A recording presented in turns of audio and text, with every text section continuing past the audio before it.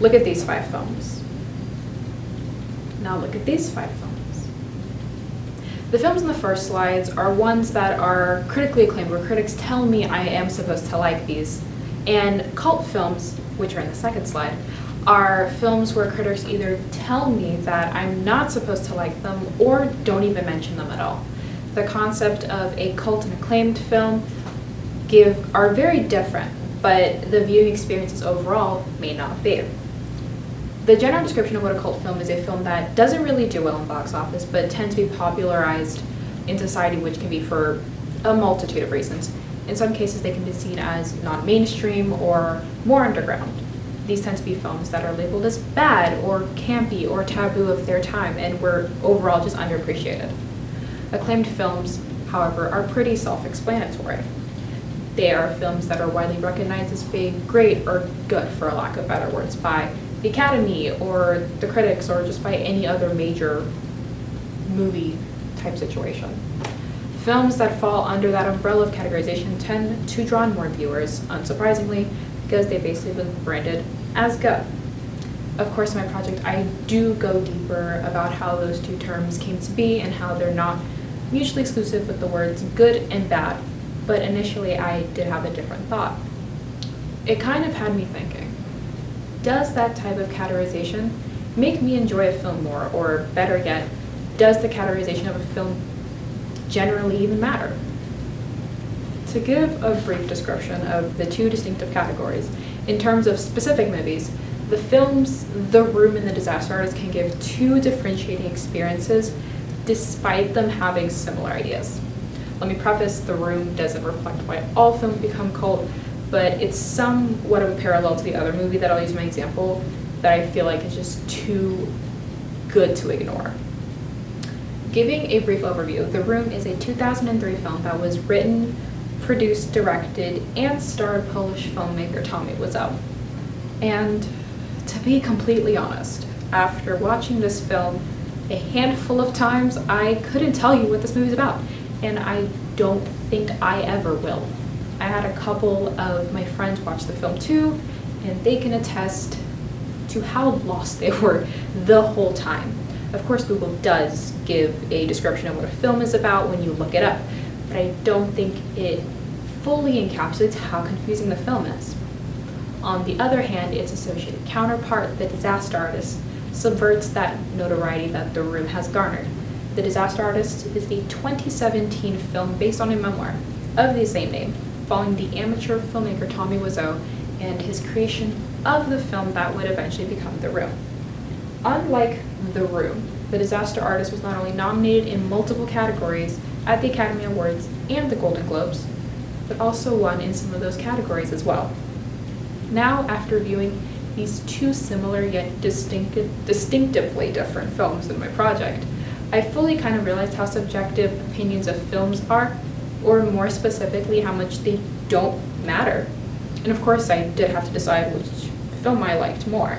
And I can wholeheartedly say, I enjoyed The Room exponentially higher than I did The Disaster Artist.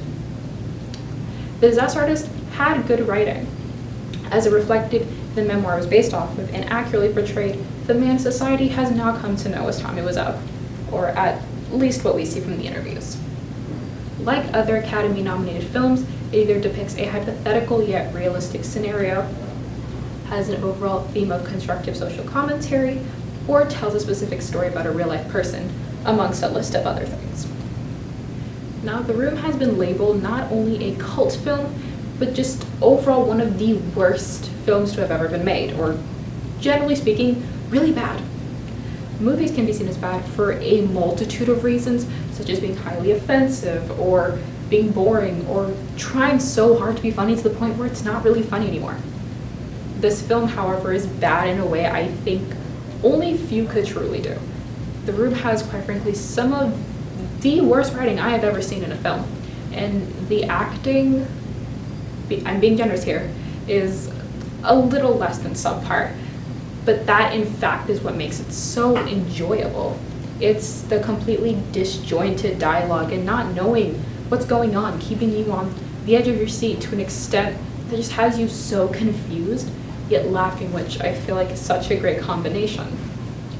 It also bleeds into the deeper part of what makes films cult aside from possibly being box office fails, which is a subculture that is built around them. And what I mean by subculture is the inside jokes or notoriety a film gains in social circles. A prime example of that can be seen in our example of The Room, and it adds to its enjoyability. Currently, well not currently, but pre-COVID, in multiple theaters across the United States, The Room can be viewed now regularly, despite almost being 2 decades old, but the gags that come with it are what make it so enjoyable. For example, whenever you see a spoon in the film, because it happens way more often than you would think. The audience is supposed to throw plastic spoons at the screen, or if you're of a legal drinking age, take a shot every single time you see the Golden Gate Bridge, or a specific line is repeated for no reason, because yet again, that happens way more often than you would think. Small traditions like these, or even people keeping a film alive through endless quoting after years, is what makes cult films such an experience to watch, but also makes people want to rewatch them again. And of course, this is just a specific comparison between one cult film and one acclaimed film. Every single type of movie in these two classifications is different.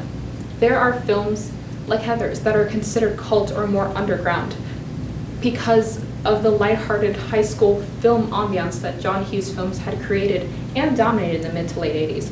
Heathers, of course, was labeled cult not because it was bad, but because it subverted that idea and tackled issues that were a bit more taboo of the time in a more satirical manner. And this is also not a knock towards acclaimed films. There are acclaimed films that are some of my personal favorites, such as Parasite, which I would highly recommend to people. They are labeled as acclaimed for, I guess, a reason, whether it be amazing acting or clever script writing or the important reflection that it has on life. These films sometimes tell untold stories such as 12 Years a Slave, or really makes you reflect on social ideas and hierarchy in our world, such as in Parasite. Things like that are important to art in general. It just happens to be executed in a more, I guess, realistically or visually satisfactory manner due to amazing directing. With the two comparisons being made, the question must be asked, in the grand scheme of things, what do those classifications mean? And to put it simply, they don't really mean anything. We as humans love to classify things, but in some cases those classifications just don't matter at all. Some people might be put off on watching a movie because it's cult and assuming that they won't like it, or that they'd really enjoy a certain movie because it won numerous accolades. But there's something that I myself tend to forget at times. Movies are a subjective art form. Art looks different to everyone that views it, and a critic's job is based on that subjectiveness. It doesn't matter what I think about a movie or what a critic or your friend says about a film, because we as humans all think differently and have different life experience that shapes us into who we are. Someone could think The Princess Bride is the dumbest thing they've ever seen, but some people like myself could think it's one of the best movies to come out of the 80s, and that's okay. Despite the labels that are imposed upon these films, people are allowed to like and dislike movies or think that they're good or bad, not based on how they relate to them and how much they overall enjoy the experience. It's part of, yet again, being human and having ideas and life experience of your own. Throughout the whole process, the one thing I wanted to do is to somewhat prove to myself that it's okay to take a chance on films that maybe aren't seen as great. I wanted to broaden my circle and watch films that I never would have watched otherwise if it hadn't been for this project, and it did help me gain new viewing experiences. So the one thing I want to leave you with is, if you're hesitant to watch certain films like I can be sometimes, take a chance no matter what it is. It could be good, it could be bad, but you'll never know unless you watch it. The funniest or your most favorite films can lie where you least expect them to. Thank you.